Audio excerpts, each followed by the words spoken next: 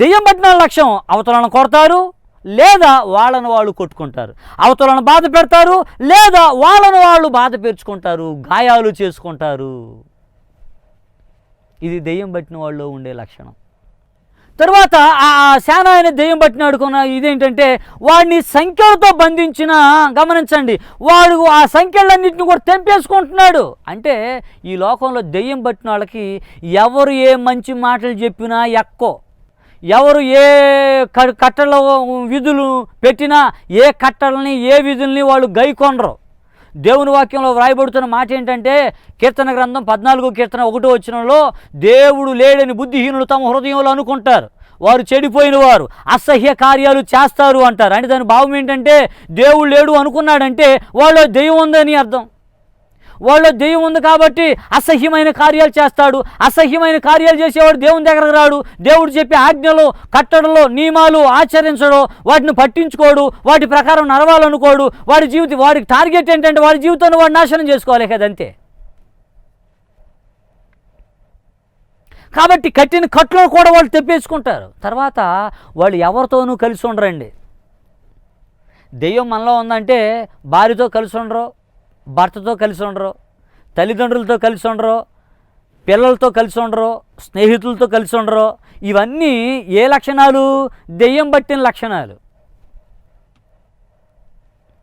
ఇవన్నీ దెయ్యం పట్టిన లక్షణాలు. అంత మాత్రమే కాదు, వీళ్ళు ఎప్పుడు కూడా ఊరు బయటే ఉండటానికి ఇష్టపడతారు. ఇంట్లోకి త్వరగా రారు. ఎప్పుడు బయటే ఉంటారు. ఎలా ఎంచేపంటేను ఫ్రెండ్స్తో వెళ్ళాను, ఫ్రెండ్స్తో కూడా ఉండరాళ్ళు. తిరిగే ఫ్రెండ్స్ కూడా దెయ్యం పట్టిన వాళ్ళు అయి ఉంటారు. అందుకనే 12-1 గంట అయిన ఇళ్లలోకి రారు, వెళ్ళిపోతారు. కొంతమంది చూడండి, ఫోన్ దొరికిందంటే, ఏదైనా ఫోన్ వస్తే మాట్లాడుకుంటూ ఎటు వెళ్తారో తెలియదు. ఆ ఫోన్ దెయ్యం ఫోన్ అయ్యి ఉంటుంది. ఇంట్లో కూర్చొని మాట్లాడుకోసం దగ్గర ఫోన్ ఉంచుకొని వెళ్ళిపోతారు. ఒకడండి 5 కిలోమీటర్లు నడిచి వెళ్ళాడంటే, ఏంటి ఎక్కడ దాకా వచ్చావంటేను, ఏమో ఫోన్ వచ్చింది మాట్లాడుకుంటే ఎంత దూరం వచ్చానండి. ఏం మాట్లాడాడు ఏంటో. ఈ మధ్య జియో ఒకటి వచ్చిందిగా, అన్లిమిటెడ్. ఆడి దెబ్బకు తట్టుకోలేక అందరూ అన్లిమిటెడ్లు చేస్తున్నారుగా. ఈ దెయ్యం గడి పెట్టింది అయ్యి ఉంటుంది. ఇది కూడా కుటుంబంతో కలిసి ఉండరు, ఎవరితో కలిసి ఉండరు. ఇలాంటి లక్షణాలు ఉన్నాయంటే దానికి కారణం ఏమిటండి అంటే, నీలో దెయ్యం ఉందని అర్థం. ఇలాంటి దెయ్యం పోవాలంటే యేసయ్య దగ్గర రావాలా, ప్రార్థన చేసుకోవాలా, ప్రభువును స్తుతించాలా. ఆయన ధ్యానంలో నువ్వు బ్రతకగలిగితే దెయ్యం నుంచి విడిపించబడటానికి అవకాశం దొరుకుద్ది. ఒకటి, దెయ్యానికి శరీరం లేదు, మనకి శరీరం ఉంది కాబట్టి ఈ శరీరంతో మనం ఉంటాం. ఈ శరీరం ఆరోగ్యంగా ఉంటాం వాడికి ఇష్టం లేక ఈ శరీరాల్లోనికి వచ్చి ఈ శరీరాలను నాశనం చేసి, వ్యాధుల పాలు చేసి, గాయాలు చేసుకునేటట్టు చేసి, చిత్రవద చేసుకునేటట్టు చేసి, కొంతమంది బ్లేడుతో కోసుకుంటారు కదా, బ్లేడుతో కోసుకునేటట్టు చేసి, తలగొట్టుకునేటట్టు చేసి, ఊరేసుకునేటట్టు చేసి, ఈ దేహాన్ని ఏదో రకంగా తీసుకుని వెళ్ళి నరకంలో పడేయటానికి సిద్ధపరుచుద్ది సైతాను మనలోనికి వచ్చి. రెండోది, ఆడికి ఎందుకు కుళ్ళంటే, వాడికి మనకు ఒక కుటుంబం ఉంది, వాడికంటూ ఒక కుటుంబం లేదు. కాబట్టి సైతానుడు వచ్చి ఈ కుటుంబాల్లో చిచ్చులు పెడుతుంటాడు. వాడు వచ్చి, వాడు కుటుంబం లేదు, మన కుటుంబం ఉంది. అందుకని దయచేసి గమనించండి, మొట్టమొదటి గొడవ ఎవరికి వస్తుందో తెలుసా? అత్తకే కోళ్ళకే వస్తుంది. అత్తా కోళ్ళు గొడవాడుకుంటున్నారంటే అత్తలోనూ దెయ్యం ఉంది, కోడల్లోనూ దెయ్యం ఉంది. ఎందుకు అంటే, కోడలు అత్తను అమ్మలాగా చూసుకుంటే ఇబ్బంది లేదు, కానీ చూసి సావరు. అమ్మ వచ్చిందనుకో, మటన్ వండుద్ది, చికెన్ వండుద్ది, గారెలు వండుద్ది, బూరెలు వండుద్ది. అబ్బో ఇల్లంతా గుమగుమలాడిపోద్ది అమ్మ ఉన్నన్ని రోజులు. అక్కడ ఉన్న ముసలత్తను పట్టించుకోదు. ఆ ముసలత్త అబ్బా మా కోళ్ళు ఏదో వండుతుంది అనుకున్నది, కానీ ఏం పెట్టవు. అమ్మ ఆడమ్మ ఇవి వండుకుంది, నాకు కనీసం ఒక ముక్కు కూడా లేదమ్మా, ముద్ద కూడా వాసన చూపించలేదమ్మా అని చెప్పని కోళ్ళ గురించి చెప్పుకొని తిరుగుద్ది. అమ్మా కోళ్ళ, అత్త కూడా మీ అమ్మలాంటిదే. అత్తని నీవు మీ అమ్మలా చూడలేకపోతున్నావు అంటే నీలో దెయ్యం ఉందని అర్థం. అత్తలు ఎంత సంతోషపడుతున్నారు. అత్తలారా వందనాలు. మీరు మా ఊళ్ళోళ్ళ ఏంటి? అయి దాచి ఈ దాచి కొంగుకి ముడేసి అవి పోజేసి ఈ పోజేసి ఎక్కడో ఉన్న కూతురికి తీసుకెళ్ళి ఇస్తావు, కానీ ఇక్కడున్న కోడబడే ఇబ్బందులను చూడవు. నువ్వు మాత్రం మావులు దానివా? ఇక్కడున్న కోడల్ని నీ కూతురులా చూడలేకపోతున్నావంటే నీలో దెయ్యం ఉందని అర్థం. అత్తా కోడల మధ్యలో గొడవలు పెట్టేది దెయ్యం అంటే అత్తలో దెయ్యం ఉంది, కోడల్లో కూడా దెయ్యం ఉంది. తర్వాత గొడవ ఎవరికి వస్తుంది? తోటి కోడళ్ళకి వస్తుంది. టీవీ చూస్తున్న దేవుని పిల్లలారా, మీ తోటి కోడళ్ళతో నీకు సరైన సంబంధం ఉందా? నీ ఇంట్లో జరిగే ఫంక్షను ఏదో ఊరిలో ఉన్నావు తెలుసుద్ది, కానీ నీ ఇంటి పక్కన ఉన్న తోటి కోడలకు తెలియనిస్తావు నువ్వు? ఎవరో చెబితే కానీ తెలియని తెలవాలి ఆమెకి. దానికి కారణం ఏంటి? నీలో దెయ్యం ఉంది. లేకపోతే నీ తోటి కోడలో దెయ్యం ఉందా? నీలో దెయ్యం ఉంది కాబట్టి నువ్వు చెప్పట్లా నీ తోటి కోళ్ళకి. నీ తోటి కోళ్ళతో నువ్వు సమాధానం లేవు అంటే దానికి కారణం నీలో దెయ్యం ఉంది. అత్త అమ్మకు పడిపోయిన ఇబ్బంది లేదు, తోటి కోళ్ళకు పడలేదంటే అన్నదమ్ములకు కూడా పడదు. అన్నదమ్ములు కూడా గొడవాడేసుకుంటున్నారంటే దానికి కారణం దెయ్యం. దెయ్యం చేత నువ్వు పట్టి పీడింపబడుతున్నావు. ఈ సత్యాన్ని గుర్తెరగాల. ఆ తర్వాత ఈ మధ్య అమ్మ కూతుర్లు కూడా వస్తుంది గొడవ. అమ్మ కూతుర్లకు కూడా గొడవ వస్తుంది అంటే ఏంటి కారణం? దెయ్యం పట్టింది. భార్య భర్తలకు గొడవ వస్తుంది, దానికి కారణం ఏమిటి? దెయ్యం పట్టింది.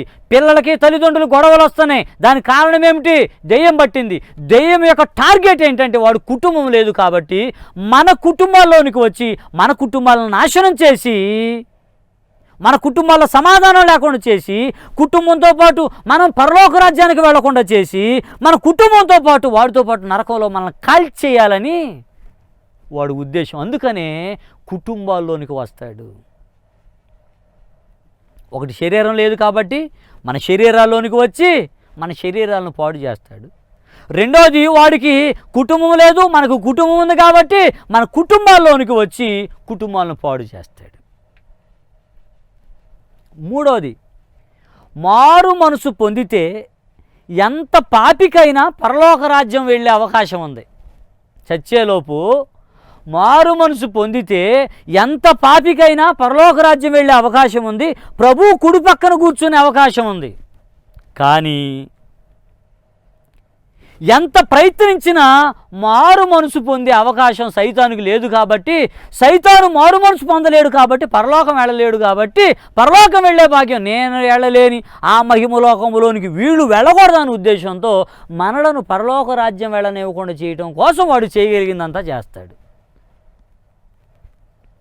ఎలా చేస్తాడు? నువ్వు మంచి విశ్వాసం అనుకో, నిన్ను అవిశ్వాసంలోనికి నడిపిస్తాడు. మాటి మాటికి నీలో సందేహాలు కలగజేస్తాడు. ఓ క్రీస్తునందు ప్రియమైన దేవుని బిడ్డ, నీకు మాటి మాటికి సందేహం వస్తుందంటే దానికి కారణం ఏంటి తెలుసా? నీలో దెయ్యం ఉంది. నీ పక్కనే దెయ్యం ఉండి ఇది అవ్వదు, ఇది జరగదు, వాళ్ళు నీకు సాయం చేయరు, వాళ్ళు నిన్ను ఎవరో ఒకళ్ళు నీకు అపాయం జరిగితే, నీకు ఆటంకం జరిగితే, నువ్వు అనుకున్నది జరగకపోతే అని నీ చెవులోంచి నీ మనసులో ఊదేస్తా ఉంటాడు. నీలోకి అవిశ్వాసం వచ్చేస్తుంది. అంతే, జరగాల్సిన కార్యం జరగదు. రావాల్సిన నెమ్మది రాదు, రావాల్సిన దీవెన రాదు, పొందాల్సిన మేలు నువ్వు పొందలేవు. దీనికి కారణం ఏంటంటే నిన్ను దెయ్యం పట్టింది. ఒకటి, విశ్వాసుల్ని అవిశ్వాసులుగా మారుస్తుంది దెయ్యం బట్టి. విశ్వాసి నువ్వు అవిశ్వాసిగా ఉన్నావు అంటే నిన్ను దెయ్యం పట్టింది అని అర్థం. ఇంతకుముందు ఎక్కువగా ప్రార్థన చేసుకుని నీవు ఇప్పుడు ప్రార్థన చేసుకోలేకపోతున్నావు అంటే దానికి కారణం నిన్ను దెయ్యం పట్టిందని అర్థం. ఇంతకుముందు ఎక్కువ రోజు వాక్యం చదివే నీవు ఇప్పుడు వాక్యం చదవలేకపోతున్నావు అంటే దానికి కారణం నిన్ను దెయ్యం పట్టిందని అర్థం. ఉపవాసాలు ప్రతి శనివారమో శుక్రవారం ఏదో టైంలో ఉపవాసం, వారానికి ఒకసారి ఉపవాసం ఉండే నీవు ఇప్పుడు ఉపవాసం ఉండలేకపోతున్నావు దానికి కారణం నేను దెయ్యం పట్టిందని అర్థం. ఆదివారం ప్రార్థనకి వెళ్ళాల్సింది నీవు ఆదివారం ప్రార్థనకి వెళ్ళకుండా పనికో ఫంక్షన్కో వెళుతున్నావు అనే దానికి కారణం నేను దెయ్యం పట్టిందని అర్థం. దేవుని ఆజ్ఞలు నువ్వు పాటించకుండా ఉంటున్నావు అనే దానికి కారణం నేను దెయ్యం పట్టిందని అర్థం. నువ్వు దేవుల్లో ఉంటూ దేవుని బిడ్డగా ఉంటూ మారు మనసు పొంది బాప్తిసం తీసుకొని నీవు మరలా పాపం చేస్తున్నావు అనే దానికి కారణం నిన్ను దెయ్యం పట్టిందని అర్థం. వాడు ఉద్దేశం ఏమిటంటే నీవు నేను పరలోకం వెళ్తావు వాడికి ఇష్టం లేదు. మనల్ని పరలోక రాజ్యానికి వెళ్ళనివ్వకుండా ఏది చేయాలో అది చేయడానికి వాడు ఇష్టపడి ముందుకు వస్తూ ఉన్నాడు. ఈ సత్యాన్ని మనం గుర్తెరగాల. ఈ సత్యాన్ని మనం గుర్తెరగాల. మన జీవితాలను చిన్నాభిన్నం చేయడానికి, మన ఆత్మీయ జీవితాన్ని ఆగం చేయడానికి వాడు శతవిధాల ప్రయత్నం చేస్తున్నాడు. ఇంకేం చేస్తాడంటే చర్చిల్లో గొడవలు పెడతాడు, పాస్టర్ గారికి విశ్వాసుల మధ్యలో గొడవలు పెడతాడు, పాస్టర్ గారికి సంఘ పెద్దలకు మధ్యలో గొడవ పెడతాడు. పాస్టర్ గారికి సంఘ పెద్దల మధ్యలో గొడవ పెడితే ఆల్రెడీ విశ్వాసుల జీవితాల్లో గొడవలు, కక్ష, పగ, ఈర్ష, అసూయలో సంఘంలో ప్రారంభమవుతాయి. ఇవి ప్రారంభమైంది అంటే మన సంఘాన్ని దెయ్యం పట్టిందని అర్థం. దెయ్యం బట్టి సంఘంలో నెమ్మది లేకుండా చేస్తుంది అని అర్థం. అంటే వాటి టార్గెట్ ఏంటంటే మనం పరలోక రాజ్యం వెళ్ళకూడదు అంతే. మనం పరలోక రాజ్యానికి వెళ్ళి ప్రభు పాదాల చెంత ఉండకూడదు, ఆయన కురిపాల్సిన కూర్చోకూడదు. వాడు వెళ్ళలేని పరలోక రాజ్యం మనం వెళ్ళకూడదని మన మారు మనసు కలిగిన జీవితాన్ని, భక్తి కలిగిన జీవితాన్ని, రక్షణ కలిగిన జీవితాన్ని పతనం చేయటానికి వాడు చేయగలిగిందంతా చేస్తాడు. కాబట్టి ఈ విధమైన లక్షణాలు ఉన్నాయి. ఏంటంటే మనం మందిరానికి వెళ్ళాల్సింది ప్రార్థన చేసుకోవడానికి, ప్రభు మాటలు నేర్చుకోవడానికి, ప్రభువుకు మనల్ని మనం సమర్పించుకోవడానికి, మన స్థితిగతులు ప్రభువుకు చెప్పుకొని ప్రభువు ఇచ్చే వాగ్దానాన్ని, ప్రభువు చేసే మేలును మనం తెచ్చుకోవటం కోసం ప్రభు దగ్గరికి మనం వెళుతున్నాం. కానీ మందిరంలోకి వెళ్ళిన తర్వాత కక్ష తెచ్చుకుంటున్నావా, పగ తెచ్చుకుంటున్నావా, కోపం తెచ్చుకుంటున్నావా? మందిరంలోకి వెళ్ళి ఆత్మీయతను తీసుకొచ్చి ఇంట్లో పంచకుండా మందిరంలో జరిగే గొడవ నువ్వు చెబుతున్నావా అంటే ఆల్రెడీ సంఘంలో సైతాను పనిచేస్తుందని అర్థం చేసుకో. ఇంకా విశ్వాసంలో ఎదిగే వాడిని విశ్వాసంలో ఎదగనేకుండా చేయటం కోసం సేవకుల సాక్ష్యాన్ని దెబ్బతీసి నమ్ముకునేవారిని నమ్ముకోకుండా చేస్తాడు సైతానుడు. ఎందుకంటే ఒక విశ్వాసాన్ని పాడు చేస్తే వాడికేంటి? ఒక సేవకుడి మీద చెడ్డ అభిప్రాయం కనుక కలిగిందే అనుకోండి, ఒక సేవకుడు చెడ్డవాడు అని చెప్పని తెలిసిందే అనుకోండి, రక్షించబడేవారు కూడా రక్షించబడరు కదా, దేవుణ్ణి నమ్ముకునేవాళ్ళు కూడా నమ్ముకోరు కదా, బలమైన విశ్వాసు కూడా బలహీనమైపోతాడు కదా. ఈ స్థితికి నడిపించబడటానికి కారణంగా సాతానుడు సేవకుల జీవితాలను కూడా పాడు చేస్తూ ఉంటాడు. అయితే ఇలాంటివి మనకు వినిపిస్తున్నప్పుడు, కనిపిస్తూ ఉన్నప్పుడు మనం తెలుసుకోవాల్సిన ఆత్మీయ సత్యం ఏమిటంటే సైతానుడు మనలను ఆత్మీయతలో ఎదగనేకుండా చేస్తున్నాడనే విషయాన్ని గుర్తెరిగి ఎవరి జీవితం ఎలా ఉన్నా నాకు అనవసరం, ఎవరు బాగున్నారు అనుకోవటం కంటే ఎవరో బాగోలేకపోతే నాకెందుకు, నేను బాగుంటాను అని నిన్ను నువ్వు చక్కదిద్దుకొని మనల్ని మనం చక్కదిద్దుకొని మనం పరిపూర్ణంగా ముందు కొనసాగలగడానికి ఆసక్తిని చూపించి సైతానుని జయించే వాళ్ళంగా మనం ఉండాలా. ఇందుకు సైతానుడు మనలోనికి వస్తాడు. సైతానుడు మనలోనికి ఎలా వస్తాడు? మన దేహాల్లోనికి కానీ, మన కుటుంబాల్లోని కానీ, మన ఆత్మీయ జీవితాల్లోని కానీ సైతానుడు ఎలా వస్తాడు? ఒకటి, తినే ఆహార పదార్థాల ద్వారా వస్తాడు. తినే ఆహార పదార్థాల వల్ల వస్తాడు. ఎలాగండి అంటే బైబిల్ చెప్తోంది విగ్రహాలకు అర్పించింది తినొద్దు అని. విగ్రహాలకు అర్పించింది తినొద్దు అని. ఒకవేళ ఏదైనా తింటే మీరు ప్రార్థన చేసుకొని తినండి అన్నాడు. అంటే విగ్రహాలకు అర్పించింది డైరెక్ట్గా తీసుకొని ప్రార్థన చేసుకొని తినమని నేను చెప్పట్లా, తిన్నా ఇబ్బంది లేదు. దేవుని సేవకునిగా దేవుడు నన్ను నా మనసు అభిషేకించి నా మనసులో ఉంచిన మాటలు ఏంటంటే విగ్రహాలకు అర్పించకుండా మన దగ్గరకు అసలు ఏమొస్తుంది? వ్యవసాయం చేసే రైతు కొబ్బరికాయ కొట్టకుండా ఊడు పొడవట్లేదు కదా, కోత కోసేటప్పుడు కొబ్బరికాయ కొట్టకుండా పూజ చేయకుండా కోత కోయట్లేదు కదా, నూర్చేటప్పుడు పంటమాను పెట్టకుండా విఘ్నేశ్వరుడికి పెట్టకుండా వాడు నూర్చట్లేదు కదా, మిల్లు ఆడించేవాడు పూజ చేయకుండా మిల్లు ఆడించట్లేదు కదా, ఆ బియ్యం అమ్మే వర్తకుడు పూజ చేయకుండా ఆ దూపం వేయకుండా ఆ రోజు వ్యాపారాన్ని ప్రారంభించట్లేదు కదా. దీని చొప్పున చూడండి, విగ్రహాలకు అర్పించకుండా పూజ చేయకుండా మన దగ్గరకు అసలు ఏమొస్తుంది? ఏమొస్తుంది అసలు చెప్పండి, మీరు చెప్పండి. బట్టల కొట్లో దూపం వేస్తున్నారా? ఉప్పు పప్పు అల్లం ఎల్లుల్లిపై తెచ్చుకునే దగ్గర దూపం వేస్తున్నారా? డబ్బులకు దూపం వేస్తున్నారా? ప్రతి కొట్లో దూపం వేస్తున్నారా? విగ్రహారాధనలు చేస్తున్నారా? అందరూ క్రైస్తవులేనా? క్రైస్తవుల కొట్టులోనికి విగ్రహారాధకుల కొట్టులోనికి తీసుకొచ్చి అమ్మట్లేదా? అంటే ప్రతి వస్తువు విగ్రహానికి అర్పించే వస్తుందిగా. వాటిని మనం ప్రార్థన చేసుకోకుండా తినడం ద్వారా సైతానుడు మనలోనికి వస్తున్నాడు, మన పిల్లల్లోనికి వస్తున్నాడు. కాబట్టి ఎవరైనా ఏ ఆహారాన్నైనా తీసుకునే ముందు ఆ ఆహారం కోసం చిన్న ప్రార్థన చేయండి. చిన్న ప్రార్థన చేసే లోపల తినకపోతే నువ్వు చచ్చిపోలేవు. ఒక్క నిమిషం ప్రార్థన చేస్తావేమో, నిమిషంలో చచ్చిపోతావేంటి? అలా ప్రార్థన చేసుకోకుండా తినటం వలన దెయ్యం నీలోనికి వస్తుంది. కాబట్టి దేవుని సేవకునిగా మీ అందరికి వందనాలు చెబుతున్నా, మీ దగ్గరకు వచ్చిన ఆహారం ఏదైనా సరే దానికోసం చిన్న ప్రార్థన చేసుకోండి. యేసయ్యా, ఈ ఆహారాన్ని పరిశుద్ధపరచండి, మీ రక్తాన్ని ప్రోక్షించండి, తినయోగ్యంగా మలచండి, తినటం ద్వారా మేము మేలు పొందుకోవాలి, ప్రతి కీడు తొలగిపోవాలి, యేసునామాన ప్రార్థిస్తున్నాను తండ్రి అని చిన్న ప్రార్థన చేసుకొని తినండి. కొంతమంది ఏంటో అమ్మో దొరికిందని ఆత్రం ప్రార్థన చేసుకోవాలి లేకుండా టక్కన కళ్ళకద్దేసుకొని మింగేస్తారు. అంటే ఒక్క నిమిషం ప్రార్థన చేసుకుంటే ఏం పోయింది? ఆహారం ఇచ్చినందుకు వందనాలు చెప్పండి, ఆహారాన్ని శుద్ధి చేయమని చెప్పండి, ఆ తర్వాత తినండి. అది పవిత్రపరచబడుద్దుగా, దెయ్యం మీలోకి రాకుండా కాపాడుకోవడానికి అవకాశం దొరుకుద్దుగా. ఒకటి, తినే ఆహారం ద్వారా సైతానుడు మనలోనికి వస్తాడు. రెండవది, భయపడటం ద్వారా సైతానుడు మనలోనికి వస్తాడు. కొంతమంది ఉన్నారండి, ప్రతి దానికి భయపడతారు. ఎందుకు భయపడతారో నాకు అర్థం కాదు. నేను దేవుని సేవకు రాకముందు మేకలు కాసుకున్నా. మేకలు కాసేటప్పుడు మా చెల్లి పేరు స్వప్న. మా చెల్లి కంటే నేను కొంచెం పొట్టు కొరసగా ఉండేవాడిని. పెద్దవాళ్ళు అడిగేవారు, అమ్మాయి ఆడు మీ అన్న మీ తమ్ముడా అని అడిగేవాడు. అంటే అంత పొట్టుగా ఉండేవాడిని, బాగా బక్కపలసగా ఉండేవాడిని. మేకలు కాచుకోవడానికి వెళ్ళాను ఒకరోజు. మా ఊర్లో పొలిమేర దగ్గర చేతబళ్ళు చేసి ఆహార పదార్థాలన్నీ పెడితే నేను వెళ్ళి భలే ఉన్నాయి అనుకొని, ఆహార పదార్థాలు బాగున్నాయి అనుకొని కూర్చొని తింటుంటే సోమియేలని ఒక అన్న వచ్చి, ఒరేయ్ అవి చేతబడి చేసినరా తిన్నావేంటి అనేసరికి ఒక్కసారి నా వాడు జల్లు మంది. ఎప్పుడైతే భయం వచ్చేసిందో వెంటనే నాకు జ్వరం వచ్చేసింది. ఆ జ్వరం టైఫాయిడ్ జ్వరం వచ్చిందండి. 40 రోజులు జ్వరం వచ్చింది. ఈ 40 రోజుల జ్వరంలో నేను బాగా హైట్ అయ్యా. ఆ జ్వరం నాకు మేలే చేసింది కానీ కీడు చేయలే. ఆ తర్వాత ఎందుకు నాకు ఎలా అయిందని చెప్పని ఆలోచించుకుంటున్నాను. జ్వరం తగ్గిన తర్వాత మరలా మేకల దగ్గరికి వెళ్ళా.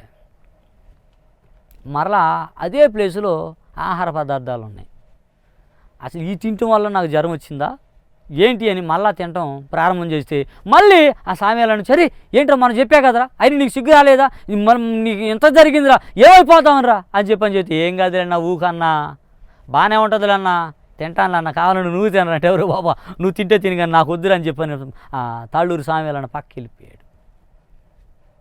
వాటిని నేను తీసుకొని తిన్నాను. ఆ తర్వాత నాకు జ్వరం రాలేదు. ఎందుకు రాలేదు అంటే నాలో భయం లేదు. భయపడితే దెయ్యం మనలోనికి వస్తుంది. ఒక సామెత ఉందిగా, భయమే దెయ్యం, దెయ్యమే భయం. మనం భయపడటం ద్వారా దెయ్యం మనలోనికి వస్తుంది. భయపడటం ద్వారా దెయ్యం మనలోనికి వస్తుంది. 3, చూడకూడనివి చూడటం వలన దెయ్యం మనలోకి వస్తుంది. చూడవలసిన దాన్ని చూడవలసిన విధానంలో కాక చూడకూడని విధానంలో చూడటం ద్వారా దెయ్యం మనలోనికి వస్తుంది. ఫర్ ఎగ్జాంపుల్, ఏదేను తోటలో అవ్వమ్మ దగ్గరికి దెయ్యం వచ్చి, ఆ పండు దేవుడు తినొద్దన్నాడా, తింటే చచ్చిపోతామన్నారా, లేదు తింటే మీరు దేవతలు అవుతారు అని చెప్తే, రోజు అవ్వమ్మ ఆ పండు చూసింది కానీ ఆ రోజు కనపడినంతగా కనపడలా అవ్వమ్మకు ఆ పండు. ఆ రోజు ఆ పండు రమ్యమైందిగా కనపడింది, చాలా అందంగా కనపడింది. అంటే ఆ పండును చూడవలసిన విధానంలో చూడాలి, మరో విధంగా చూసింది. ఎస్, మనం చూడకూడనివి చూడటం ద్వారా దెయ్యం మనలోనికి వస్తుంది. చూసింది దానిని వేరే విధంగా ఆలోచన చేయటం ద్వారా దెయ్యం మనలోనికి వస్తుంది. స్త్రీలను చూస్తున్నారండి, తల్లిగా చెల్లిగా చూడు, దెయ్యం నీలోకి రాదు. వేరేలా చూసావా, ప్రతి ఆడదాన్ని అలాగే చూసావా, దెయ్యం నీలో ఉందని అర్థం, దెయ్యం నీలోకి వచ్చిందని అర్థం. ఆ విధంగా దెయ్యం నీలోకి వస్తుంది. అందుకని బ్లూ ఫిల్ములు చూడొద్దు. ఒకవేళ యవనస్తులు వాక్యాన్ని వింటూ ఉంటే బూతు బొమ్మలు మీరు చూడొద్దు. అలా చూసారే మీలోకి ఆల్రెడీ దెయ్యం వచ్చేస్తుంది. ఆ బొమ్మలు చూసి అమ్మను నువ్వు అలాగే చూస్తావు, చెల్లిని నువ్వు అలాగే చూస్తావు, అక్కను నువ్వు అలాగే చూస్తావు, వాయు వరసలు లేని గాడిదలాగా తయారవుతావు. దానికి కారణం ఏంటంటే దెయ్యం నీలోకి వస్తుంది.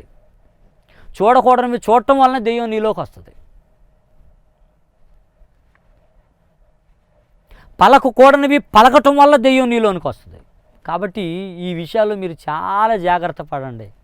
తినే విషయంలో జాగ్రత్త పడండి, భయం విషయంలో జాగ్రత్త పడండి, చూసే విషయంలో జాగ్రత్త పడండి, మాట్లాడే విషయంలో జాగ్రత్త పడండి, దెయ్యం మీలోనికి రాకుండా జాగ్రత్త పడండి.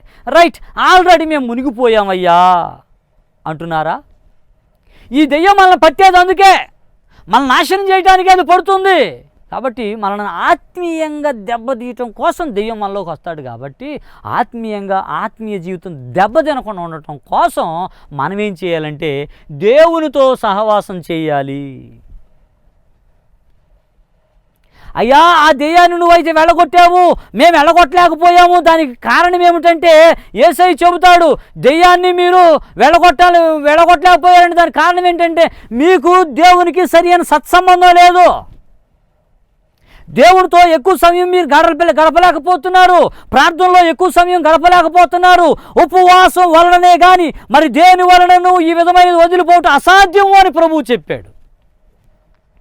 ప్రార్థన వలననే అంటే ఉపవాసం వలననే అంటే దేవునితో మనం సహవాసం చేస్తే దైవ కిరణాలు మన మీద తాకి మనలో నుంచి ఆ కిరణాలు సాతాను మీదకు ప్రసరించి సైతానుడు కాలిపోయేటట్లు చేస్తాడు దేవుడు.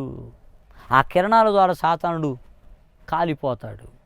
వాడు కాలిపోతాడు. మన దగ్గర నుంచి పారిపోవాలి అంటే, మనం చోటమెట్టో దెయ్యం విలవిలలాడించి వెళ్ళిపోవాలంటే మనం దేవునితో ఎక్కువగా సహవాసం చేసేవాళ్ళంగా మనం ఉండాలి.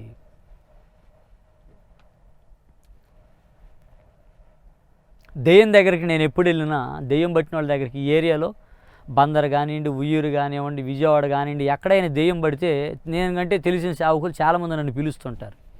ఎందుకంటే నేను వెళ్ళిన 5-10 నిమిషాలు దెయ్యం పోతుందండి. నేను వెళ్ళిన 5-10 నిమిషాలు దెయ్యం పోతుంది. నేనేదో గొప్పవాడిని, దెయ్యాల మీద రాజునని కాదు, దెయ్యాల మీద నేనే రాజుని కాదు. దేవుడిని నమ్మిన అందరూ దెయ్యాలకు రాజులే. దెయ్యాలని చెప్పు చేతుల్లో పెట్టుకునేవాడు దెయ్యాన్ని బంధించగలిగిన శక్తి ప్రతి ఒక్కరికి ఉంది.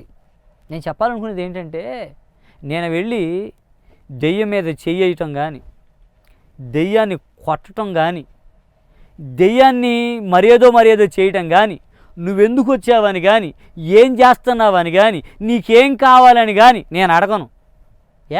దెయ్యం కోరిక తీరుతావేంటి? తీర్చలేనప్పుడు నీకెందుకు? దెయ్యం పోవటం కావాలి, దాని కోరిక కావాలా నీకు? దాని కోరిక మనకెందుకు? మన కోరిక అది వదిలిపోవడం. ఒకరోజు మా మరదలకు దెయ్యం పట్టింది. ఆ పిల్ల పెళ్ళికి నేను వెళ్ళలేదండి, వేరే మీటింగ్ ఉండి వెళ్ళాల. మా మరదలకు దెయ్యం బట్టి చాలా వేధించబడుతుంది. మా పాస్టమ్మ గారి తరపున వాళ్ళందరూ కూడా ఎక్కువ మంది పాస్టర్ గారులు ఉన్నారు, దేవుని బిడ్డలే. చాలామంది పాస్టర్ గారులు వచ్చి ప్రార్థన చేస్తున్నారు, దెయ్యం వెళ్ళినట్టే వెళ్తుంది, వాళ్ళు వెళ్ళిపోవడమే మరలా వచ్చి కూర్చుంటుంది. వెళ్ళినట్టే వెళ్తుంది, మరలా వస్తుంది, వెళ్తున్నానంటుంది, ఆడ ముందు నమ్మకంగా ఉంటుంది, దెయ్యం ఇంకా ఆ పిల్లలోనే ఉంటుంది. ఈలోపు 1 రోజు అయింది, 2 రోజులు అయింది, 3 రోజులు అయింది, 4 రోజులు అయింది, 5 రోజులు అయింది, దెయ్యం పోవట్లా. చాలా వేదన పడుతుంది ఆ అమ్మాయి. ఇంతలోనే ఇక నాకు ఎందుకు అనిపించింది, నేను చాలా బిజీగా ఉన్నా, సరేలే వెళదాం అనుకొని ఓ రోజు ఉదయాన్నే ప్రయాణమై వెళ్ళానండి. నేను ఆ ఊరు ఎంటర్ అవ్వటం ఏంటో, ఆ పిల్ల తల మంచం కొడిగేసుకొని టకా టకా టకా టకా కొట్టుకుంటా ఆయన ఎందుకు పిలిచారు, ఆయన ఎందుకు రమ్మన్నారు అని చెప్పని కొట్టేసుకుంటుంది.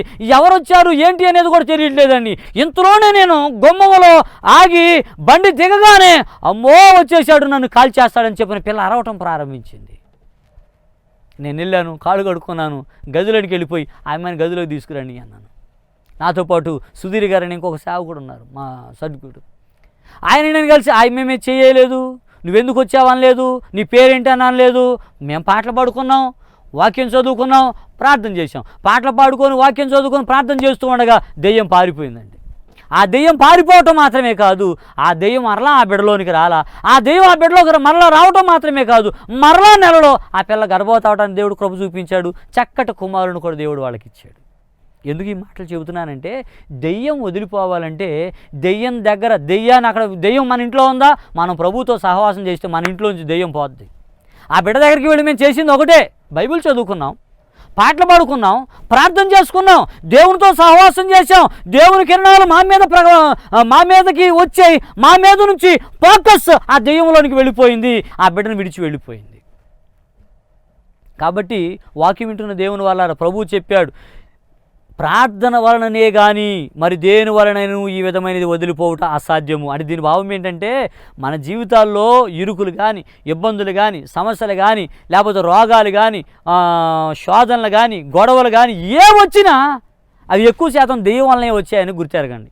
దెయ్యం వల్ల వచ్చిన ఇవన్నీ వదిలిపోవాలి అంటే మనం ప్రార్థన చేయాలి, ప్రభుతో గడపాలి, వాక్యం చదువుకోవాలి, పాటలు పాడుకోవాలి, ఆత్మీయతలో ఉండాలి, స్తుతి ఆరాధన చేయాలి, దేవునికి ఇష్టలుగా బ్రతకాలి.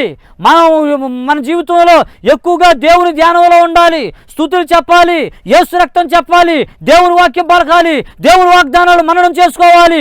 ఇలాగూ దేవునితో మనం సహవాసం చేస్తున్నప్పుడు మనలను దేవుడు తన బిడ్డలుగా మారుస్తాడు, తన శక్తి స్వరూపాలుగా మారుస్తాడు. తన శక్తి స్వరూపాలుగా మారిన తర్వాత సమస్తాన్ని జయించగలిగి శక్తి చేత మనల్ని అభిషేకిస్తాడు. మనం అలాగుండగానే బంధించబడు అనకుండగానే దెయ్యాలు వాటంతటవే బంధించబడతాయి, రోగాలు బంధించబడతాయి, సమస్యలు బంధించబడతాయి, కన్నీళ్లు బంధించబడతాయి, కష్టాలు బంధించబడతాయి. మనకంతా మంచి జరుగుతుంది, రావాల్సిన మేలు మన దగ్గరికి నడిచి వస్తుంది, పరిగెత్తుకొస్తుంది. దేనివల్ల అంటే మనం దేవునితో సహవాసం చేయటం వలన. శిష్యులు అడిగారు, అయ్యా ఆ దెయ్యాన్ని మీరు ఎలగొట్టారు, మేము ఎలగొట్టలేకపోయాం, మీరు మాకు వాగ్దానం చేశారు, ఆ వాగ్దానం ఇప్పుడు ఎందుకు పనిచేయలేదంటే, వాగ్దానం పనిచేయాలంటే మన మనసులు ప్రభుతో లగ్నం అవ్వాలా, మన హృదయం ప్రభుతో పెనవేయబడాలా, మన మనసు మన ప్రాణాత్మ శరీరాలతో ప్రభుతో మనం సహవాసం చేయాలా. ఎప్పుడైతే మనం ఆ విధంగా ప్రాణాత్మ శరీరాలతో ప్రభుతో సహవాసం చేస్తామో అప్పుడు మనలను, మన కుటుంబాలను, మన ఆత్మీయ జీవితాన్ని పట్టి పీడిస్తున్న దురాత్మ శక్తి నుంచి విడుదల కలుగుతుంది. కాబట్టి ఈ దెయ్యమే కాదు, అసలు ఏ సమస్య అయినా, నిరుద్యోగ సమస్య, సంతానలేమా, పెళ్ళిళ్ళు కావట్లేదా, అబ్బో ఈ చెప్పబోతే సమస్యలన్నిటి కారణం దెయ్యమే. ఈ దెయ్యం పోవాలంటే దేవుని దగ్గరికి నువ్వు రావాలా, దేవునితోనే ఎక్కువ సమయం గడపాలా. ఎంత ఎక్కువగా దేవునితో గడుపుతావో అంత అధికంగా దురాత్మను నువ్వు జయించడానికి, సమస్యను జయించడానికి అవకాశం దొరుకుతుంది. ఈ వాక్యాన్ని వింటున్న దేవుని బిడ్డలా, దేవుని బిడ్డ నీకోసం దేవుడు మాట్లాడాడు. నీలో దెయ్యం ఉందా, దెయ్యం లక్షణాలు ఏంటో మనం విన్నాం. నీ కుటుంబంలో దెయ్యం ఉందా, ఆ లక్షణాలు మనం విన్నాం. ఆ లక్షణాలు ఉన్నాయని నువ్వు గుర్తెరిగితే వెంటనే మోకరించి ఈ క్షణం నుంచే ప్రార్థన చేయి, ఈ రోజు నుంచే ప్రార్థన చేయి, ఎక్కువగా దేవునితో గడుపు, ఎక్కువగా దేవునితో సహవాసం చేయి, ఎక్కువగా వాక్యం చదువుకో, ఎక్కువగా పాటలు పాడుకో, ఎక్కువగా దైవ సన్నిధిని నువ్వు అనుభవించు. కష్టాల నుంచి ఖచ్చితంగా విడిపించబడతావు. ఈ మాటల ప్రకారం మీరు నడవండి. త్వరలోనే ఈరోజే ఒక బాధ నుంచి మీరు కొన్ని బాధల నుంచి మీరు విడిపించబడబోతారు, కొన్ని సమస్యల నుంచి మీరు విడిపించబడతారు, కొన్ని వ్యాధుల నుంచి విడిపించబడతారు. నేను ప్రార్థన చేస్తున్నాను, ప్రార్థనలు ఏకీభవించండి, మీరు ప్రార్థన చేసుకోండి. ఈ రోజంతా దేవునితో ఎక్కువ సహవాసం చేయండి. ఒక నెమ్మది, ఒక ప్రశాంతత, దురాత్మ శక్తుల నుంచి, సమస్య నుంచి విడుదల మీరు అనుభవిస్తారు. అనుభవించడం నాకు ఫోన్ చేసి, అయ్యా నిజంగానే మేము దేవుని నుంచి విడిపించబడ్డామని చెప్పని చెబుతారు. అలాంటి స్థితికి దేవుడు మిమ్మల్ని నడిపించినట్లు నేను ప్రార్థిస్తాను, మీరు ప్రార్థించుకోండి. జయాన్ని అనుభవిద్దాం. చిన్న ప్రార్థన చేసుకున్నాం. ఓ మా తండ్రి అయిన దేవా, మీకు స్తోత్రాలు. దురాత్మ శక్తులను గూర్చి, దెయ్యాన్ని గూర్చి, మా సమస్యలకు కారణం దెయ్యమేనని, దెయ్యం మమ్మల్ని ఎందుకు పడుతుందో, ఎలా పడుతుందో అన్న విషయాలను మీరు మాతో మాట్లాడుతూ వచ్చారు. మీకు స్తోత్రం చెల్లిస్తున్నాం. ఈ మీ మాటలు విన్న బిడ్డల జీవితాల్లో, కుటుంబాల్లో దెయ్యం పట్టింది అన్న లక్షణాలతో బాధపడుతూ ఉంటే ఈ సమయంలో వారి కుటుంబాలను దెయ్యాన్ని యేసునామమున నేను బంధిస్తున్నా, వారి జీవితాలను సైతాన్ని నేను బంధిస్తున్నా, వారి ఆత్మీయతలను దెయ్యాన్ని నేను బంధిస్తున్నా, పరిచయలను దెయ్యాన్ని నేను బంధిస్తున్నా, వాళ్ళ మనసులో ఉన్న దెయ్యాన్ని నేను బంధిస్తున్నా. దెయ్యం తీసుకొచ్చిన వ్యాధి, బాధ, బలహీనత, భయం, సమస్య, శోధనలు నేను బంధిస్తున్నా. మీరు బంధించండి. ప్రతి ఒక్కరూ యేసయ్యా మీ శక్తిని గుర్తెరిగి మీ శక్తి సంపన్నులుగా మారేటట్లు మీతో సహవాసం చేసి దురాత్మలను జయించగలిగి శక్తిమంతులుగా ప్రతి ఒక్కరిని సిద్ధపరచమని, అందరి కాళ్ళ కింద వాళ్ళ ఒంట్లో ఉన్న దెయ్యాలని వేసి వాళ్ళ చేత తొక్కించమని, దీవించి మేలు చేయమని యేసయ్య పరిశుద్ధమైన నామంలో ప్రార్థిస్తున్నాము తండ్రి. ఆమేన్. ప్రభువైన యేసుక్రీస్తు నామములో మీ అందరికీ ప్రత్యేకమైన వందనాలు తెలియజేస్తున్నాం. ప్రతి ఆదివారం ఉదయం 8 గంటల నుంచి 10 గంటల వరకు ఉయ్యూరు మండలం చిన్నవోగరాల గ్రామంలో గల విశ్వాస ప్రార్థన మందిరంలో జరిగే ఆరాధనకు మిమ్మల్ని అందరినీ ప్రేమతో ఆహ్వానిస్తున్నాం. అలాగే ప్రతి ఆదివారం ఉదయం 10 గంటల నుంచి 12:30 గంటల వరకు జరిగే గండిగుంట విశ్వాస ప్రార్థన మందిరంలో జరిగే ఆరాధనకు మిమ్మల్ని ప్రేమతో ఆహ్వానిస్తున్నాం. అలాగే ప్రతి ఆదివారం మధ్యాహ్నం 2 గంటల నుంచి 3:30 గంటల వరకు ఉయ్యూరు మండలం వీరవల్లి గ్రామంలో జరిగే దైవారాధనకు మిమ్మల్ని ప్రేమతో ఆహ్వానిస్తున్నాం. అలాగే ప్రతి ఆదివారం సాయంత్రం 7 గంటలకు ఉయ్యూరులో సబ్ రిజిస్ట్రార్ ఆఫీస్ ఎదురు రోడ్లో ఉన్న విశ్వాస ప్రార్థన మందిరంలో జరిగే దైవారాధనకు మిమ్మల్ని అందరినీ ప్రేమతో ఆహ్వానిస్తున్నాం. మీకు కుదిరిన టైంలో పాలు పంపులు పొంది ప్రభు ద్వారా మేలు పొందుకోవాల్సిన మనవి చేస్తూ మిమ్మల్ని అందరినీ ప్రేమతో